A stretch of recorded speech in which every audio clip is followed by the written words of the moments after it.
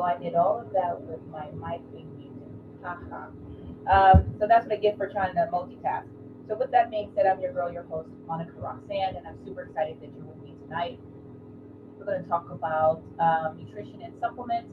But this is week 3 of my series, Thrive with Me, Living Boldly with PCOS. And so I'm going to give everybody a minute to jump on. I am actually going to do my best to share. Um, hey, it is a Thursday night. Everyone's in between doing getting things done. And so why not go live tonight? So let's make sure we share the live, that everyone can see, that it's public. I'm super glad that you guys are with me tonight.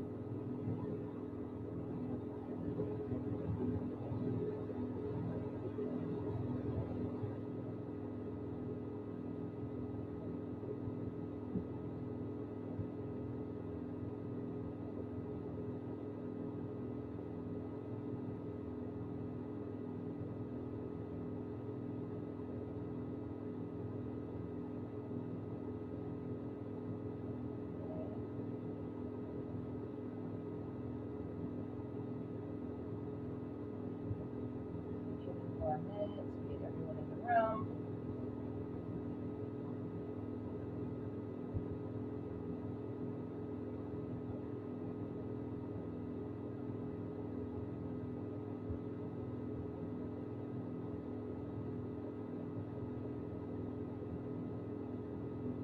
So tonight is going to be pretty straightforward. I hope the weekly series has been a blessing to everyone. I've actually enjoyed talking about my journey with PCOS, and um, hopefully everyone is gaining something out of it. If you missed the other weeks, there's only 2. You can definitely check it out on my Facebook page as well as YouTube. So make sure you check that out. And we're going to jump right in. Of course, we have to do all of the social media sharing and all of that fun stuff. Don't go anywhere.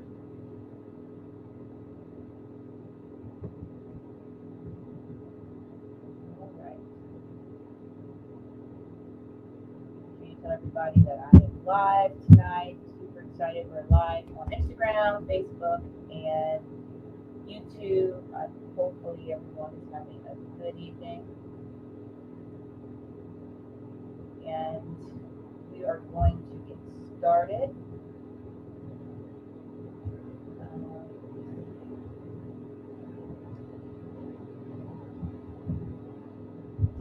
All right. So, what is this all about, Monica? Of course, it is Thrive with Me, Living Boldly with PCOS.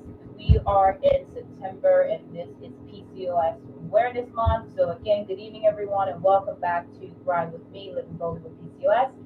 And I'm so glad you're with me because we are week 3 in our series. In week 1, I talked about my own personal journey and my journey and road of diagnosis of PCOS.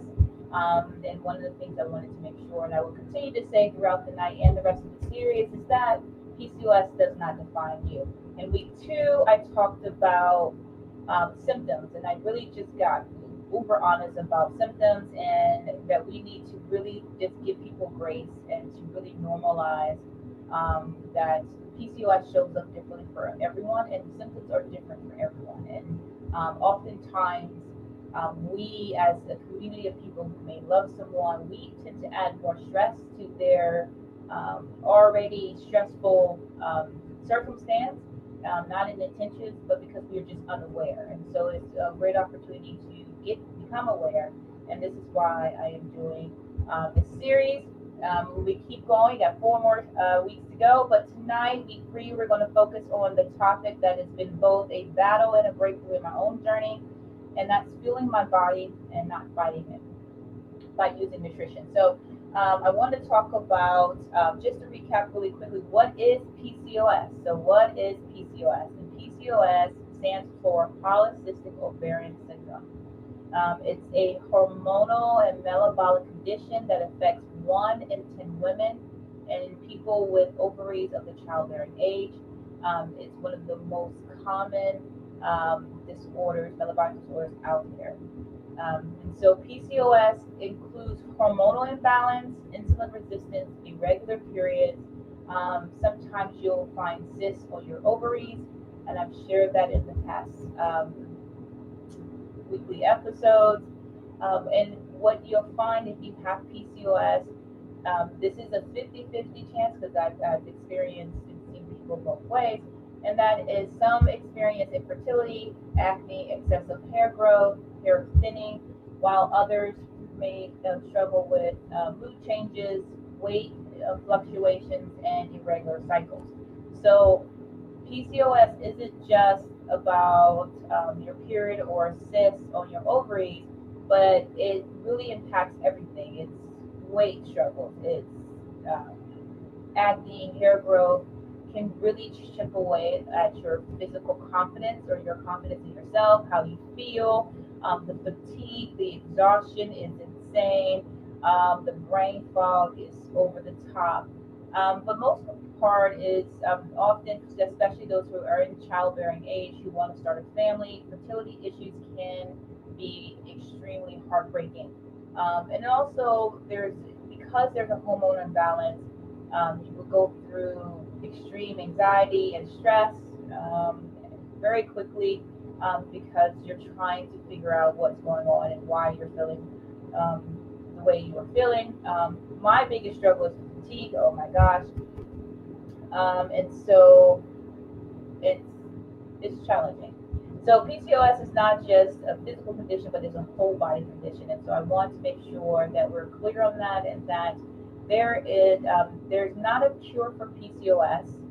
And I know people keep saying I've been cured from it. Well, I don't know necessarily you've been cured because there's no scientific proof that you've been cured. However, there's ways to manage it. If I had to say I've been cured, then I've probably cured myself several times. But I think that the term is I've healed myself over a period of time. But if I'm not diligent in my pursuit of managing my stress level, managing how what I eat, how I feel, how I'm moving, exercising, I can easily start showing aggressive symptoms over time. So just be careful of saying that there's a cure, but there are ways to reduce your symptoms where they're not impeding on your day-to-day life. There's a way to adapt, but most of all, and most importantly, there's a way to thrive. So I can't tell you enough. Tonight we're going to talk about food. And food is like my guilty pleasure. I love to eat. I love food. But oftentimes, without being diligent or vigilant about what I eat and how I eat, has had an adverse effect on my body, and not being self-aware, right? Sometimes, I growing up in high school, middle school, I love food, but I have thick hips and big boobs and all of that. And I remember being talked about more specifically around, hey, you're eating too much, you're gonna, be overweight and fat. But I think in my earlier years, I was showing signs of PCOS, but there was really no research or any language, at least in the African American community, of around PCOS. So they're like, oh, you're gonna grow out of it, and that's not really the case. And so now food for some are it's considered a punishment because they're like, I'm starving, but I just want something quick. And so we've developed some bad relationships with food. And so that's tonight we're going to talk about all that. But it came down to really just I met some amazing nutritionists and health specialists over my course of my journey, and I just have to learn to shift my mindset that food is not punishment, food is fuel. And tonight I'm going to walk us through some nutrition, some supplements that I take, but really just enjoy what you eat and be diligent about how you eat and how you indulge. But before I do anything, I really want to make sure that everybody knows that I'm not putting this series on just because I want to, but for two reasons. One, I want to tell my story, but the other is because I want to make sure that everyone knows that this month is PCOS Awareness Month, and I am one of the co-founders of PCOS Awareness Association. And so this month I am raising $750 for PCOS Awareness Association. And I want to just take a huge shout out to individuals who have already donated and contributed to the cause. And as I said before, PCOS Awareness Association continues to partner with Cornell University, more specifically the Ovary Labs that's led by Dr. Maria Blujen, and clinical research on reproductive health and metabolic disorders. And just for those who haven't had an opportunity just to catch up, but like 0.0002% of federal funding and research goes to reproductive health or PCOS. And so that's a very small, significant amount. And so organizations like PCOS Awareness Association, or better known as PCOAA, well, we really do our best to not only support clinical research, but as well as provide resources and support for individuals and their family members and friends of how they can support either themselves through the PCOS journey or someone they know. So that's really important. So while we're having a good old conversation, don't forget to make sure you join the squad, and that is to donate. Every dollar that goes towards helping women find answers and resources in the community. We have our own community at PCOS Awareness Association called Shade of Teal. If the series has been encouraging to you, I really invite you to support the fundraiser, and the link is at the bottom of your screen. So thank you so much to everyone that has already decided to support, and I really appreciate everything that you guys are doing. So let's jump right in. So I really have to talk, well, I want to talk about nutrition, but in a really interesting perspective that it really comes down to mindset, right? One of the things about our hormonal imbalance is your state of being, your stress level, how you feel, how your body responds to stress, or a scenario that's threatening. So high cortisol levels is a key factor with people who have PCOS. And so really importantly, and most importantly, it's important that we really,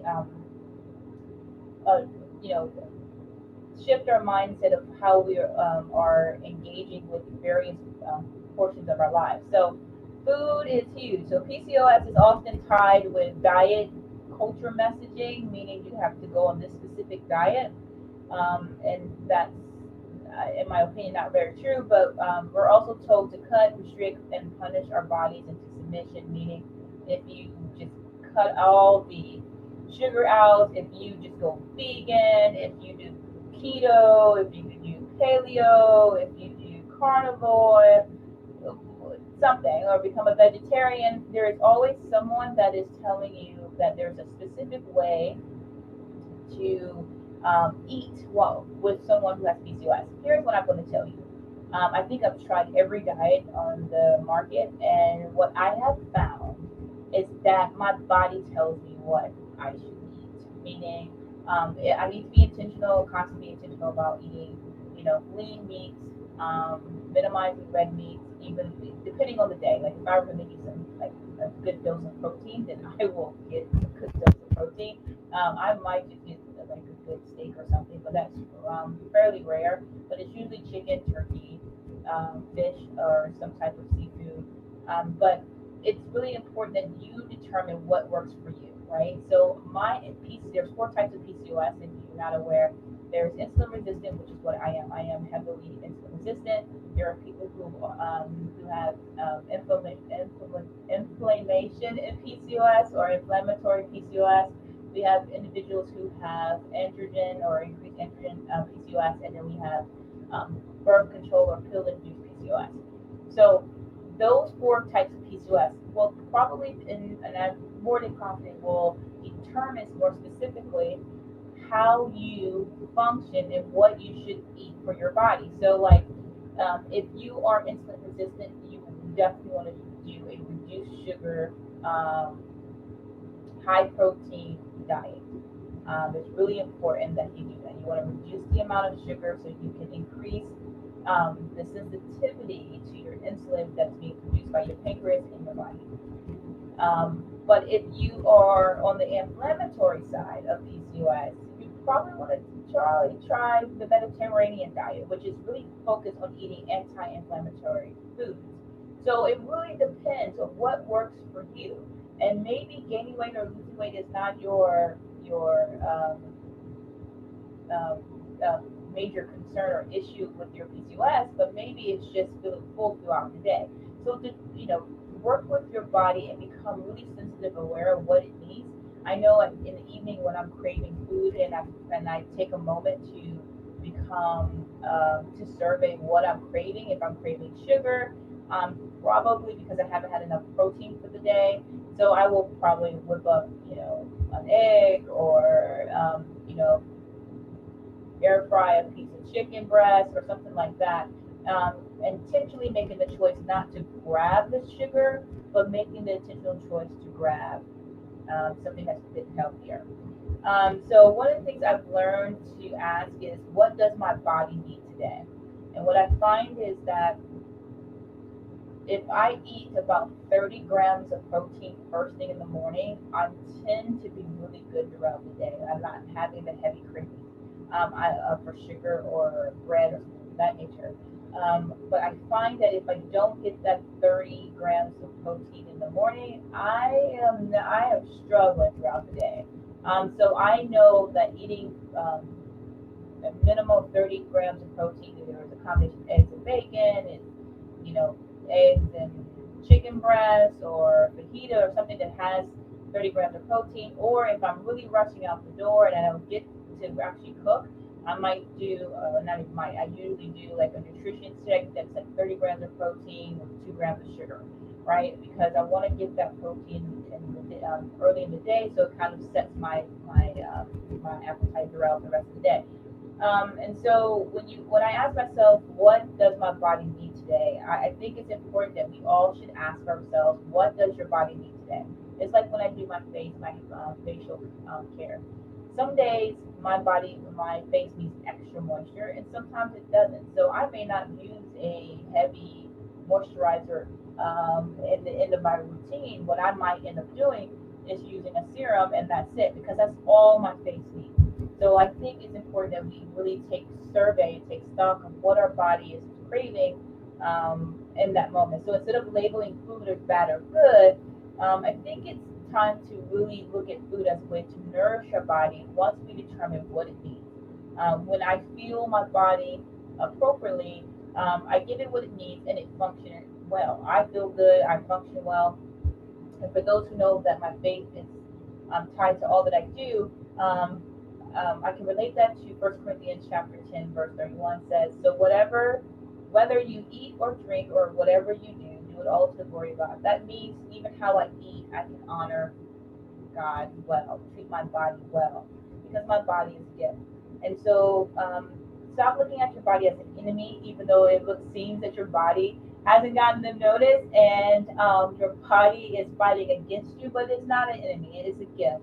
And when we shift our mindsets thinking that that our body is fighting against us, but we need to figure out how to fight with our bodies, let's figure out how to feel it well. And that way we can start towards healing our body and healing us as individuals. So now let's talk about the basic nutrition for PCOS, right? And this is just an overarching overview of nutrition. I am not a dietitian or a nutritionist, but I can tell you what has worked for me over time. And I am 44 years old, so and I've been diagnosed for over 15 years now. So, but I can tell you I probably had PCOS in middle school, high school. So I can tell you what has worked commonly across the board. But the most importantly, you want to have a balanced plate. So if you're going out to dinner, which I love to do because I don't care to cook a lot. So if I'm going to go out to dinner, I'm going to, if I am paying attention, I'm going to survey my body well, and I'm like, okay, what do I need tonight? So I need obviously a really good dose of protein because I want to get that 30 grams of protein. So the calculation is you want to get about 30 grams of protein per meal, meaning breakfast, lunch, and dinner. And then around your snacks time, you want to make sure whatever you're eating, it has good fiber and low sugar, but something that's going to fuel your body and is not going to spike your insulin. But for the most part, you want a balanced plate, which is really important. And so half your plate is going to be filled with like non-starchy vegetables, which is really important. And then your like broccoli, spinach, and peppers. I love spinach to pieces, so that's always fun for me. You want a quarter of lean proteins like chicken, fish. If you're not you're vegetarian, beans, and eggs. And then it also is important how you cook those your meats. And then you want a quarter of complex carbs like quinoa and sweet potatoes and brown rice. You want to stay away from a lot of the refined starches. But you also want to get healthy fats like avocado, olive oil, nuts. I love avocado oil. I'm not a huge fan of avocado because I don't care for the texture that much, but I am down for some avocado oil. I actually love cooking in it. But not only are using these types of oils really important, but it also helps with regulating your hormones.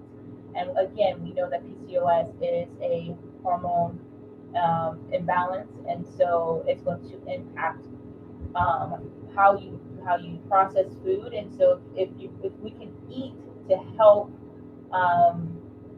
regulate our hormones through oils that we use or the proper foods that we use, then that's important. One of the easiest shifts that I made was adding protein in every meal. Like I made sure that I was eating protein in every meal. I went to the UK for a conference, and although we didn't get like heavy protein available, the first second I had an opportunity to get like some steak because I was like, I am protein deprived.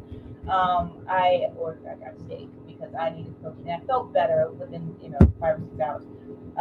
So I'm going to encourage that. So instead of having like oatmeal in the morning, you may want to have an egg or add a protein powder to your oatmeal, because those small changes really, really help with how you feel in the afternoon. For me, it helps majorly how I feel in the afternoons because I'm not crashing or like I'm starving. What I find is I'm hungry, but I'm not craving for the sugar. I'm really looking for my next healthy meal.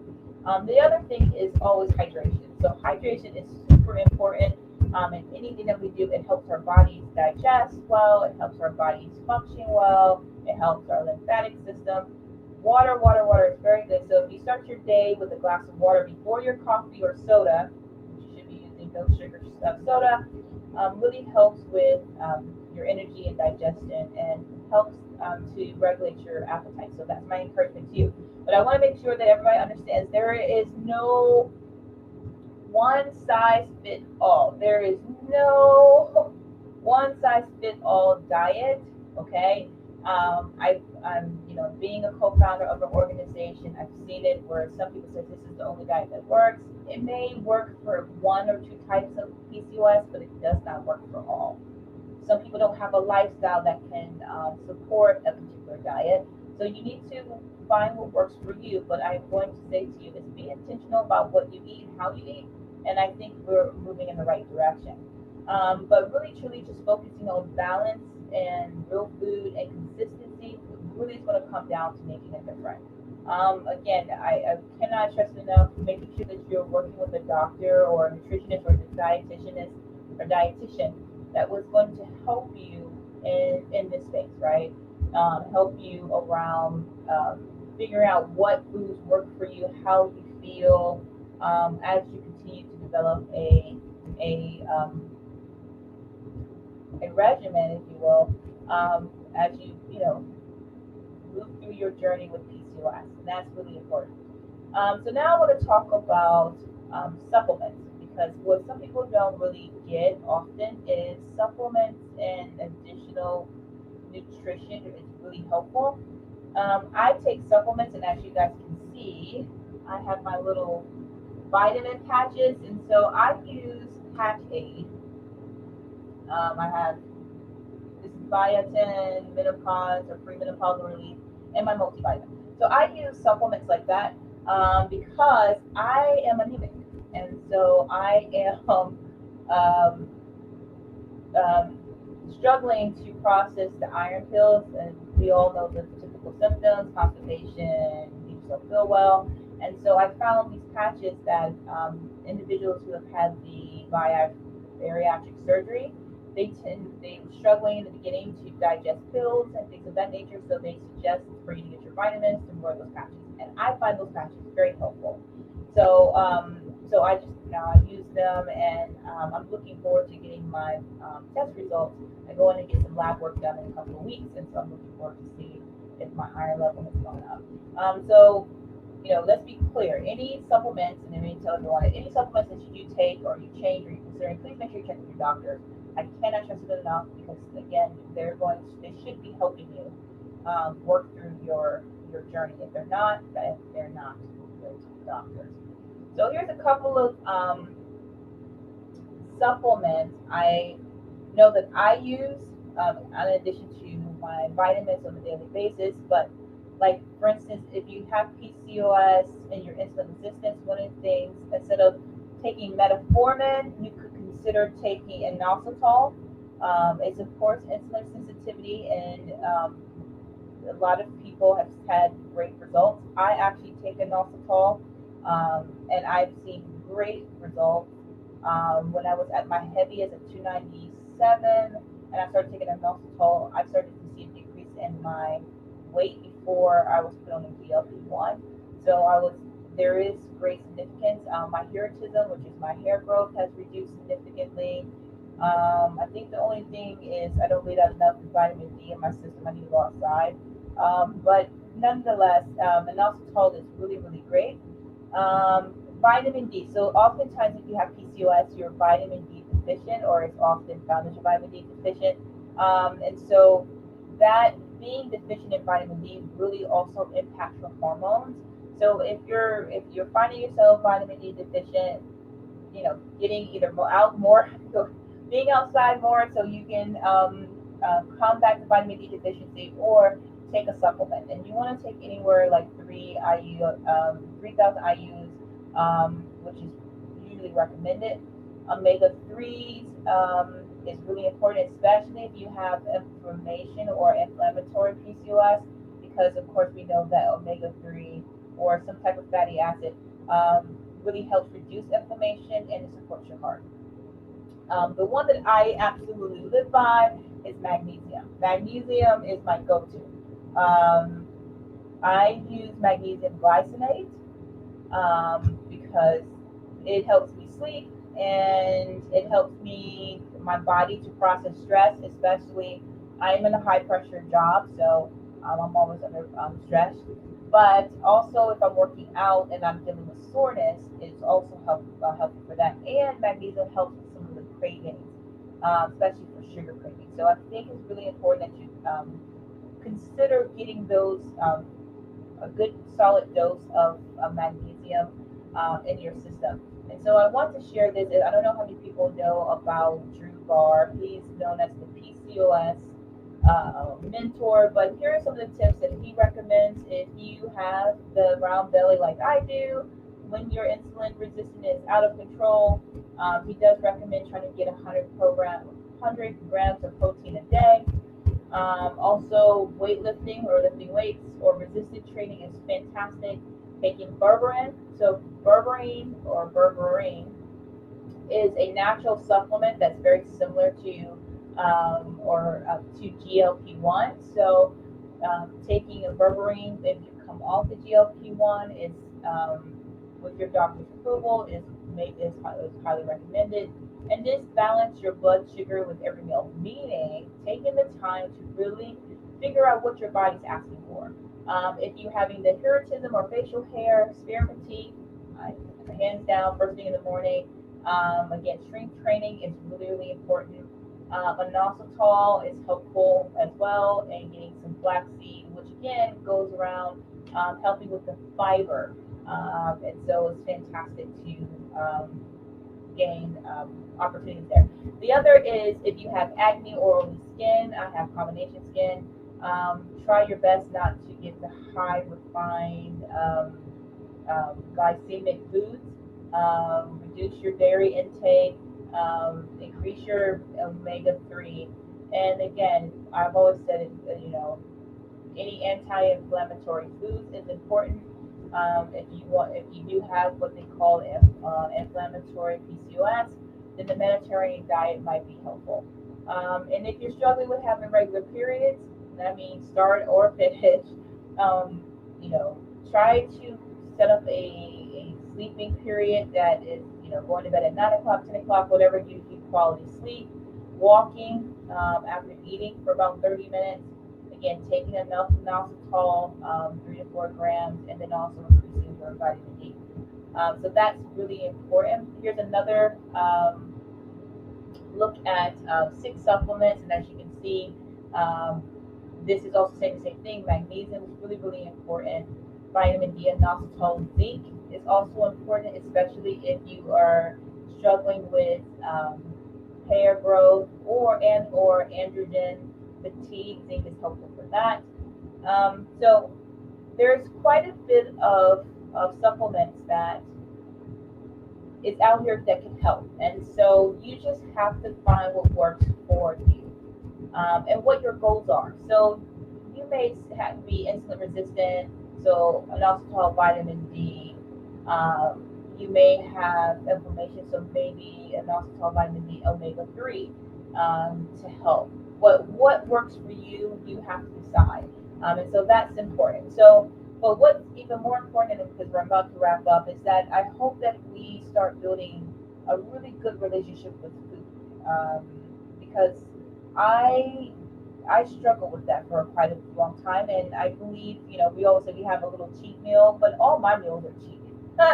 So I think it's important that you take the time to really consider changing your perspective on food. Like, there's no need to be shameful about the food that you're eating. Find what works for you, and being conscious or again vigilant of what you're eating. So food is not cheating. Food is nourishment. So eat the food that's going to help your body so you can feel better later. Um, so don't say you're having any bad days anymore. Slow down when you're eating. Enjoy your food. Taste your food, and then try to be conscious and present in the moment so you can determine if you're full or not. Because oftentimes, if you're eating fast, it takes your body about 10 to 15 minutes to register that you're full or not. So I want to encourage that. And then just give yourself permission to enjoy what you're eating. Just enjoy your food. Eat at a very reasonable time during the evening. If you're going to eat late, try your best not to eat something that's heavy, but eat something that's really, really clean. That's going to help you throughout the night. Um, and one of the things I love to eat is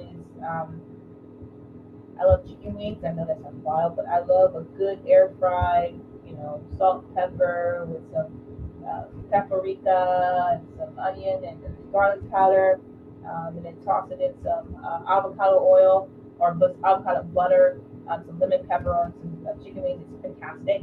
Um, I enjoy that. I enjoy salmon. I enjoy steamed vegetables. So listen, I think it's important that you take the time to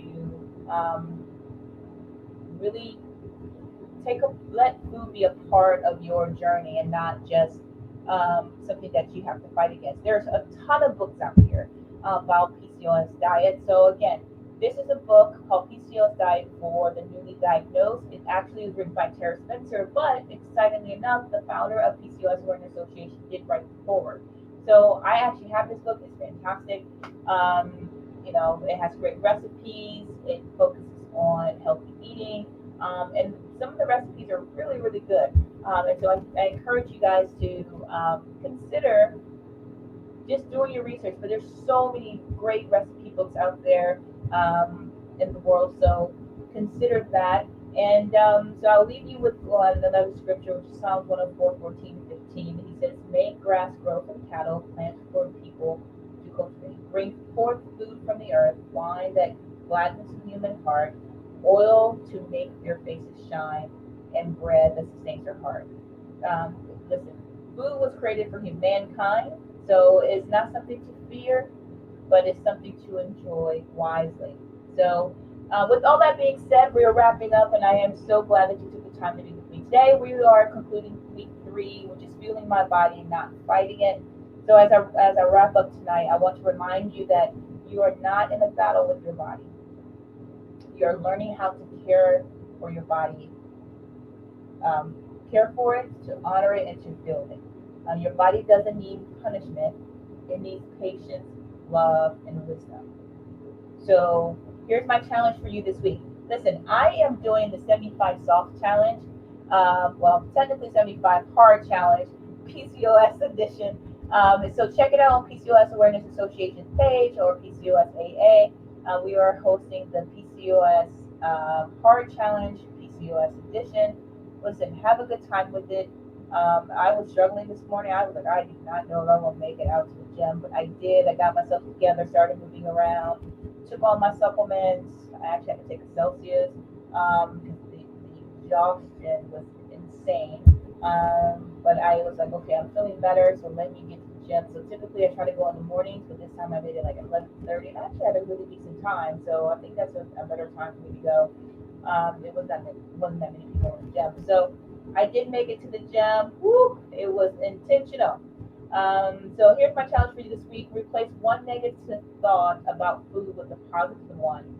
And if you catch yourself thinking, I shouldn't eat this, shift to, how will this nourish me? So think about it. How will this nourish my body? And as you take that step, I love for you to consider supporting my PCOS Awareness Association fundraiser. Every meal we eat, every supplement we take is a reminder how much PCOS impacts our lives. Your support allows PCOS Awareness Association to keep providing resources, support groups, education to women across the country and across the world. So together, we're not just changing our own lives, but we're changing lives of others too.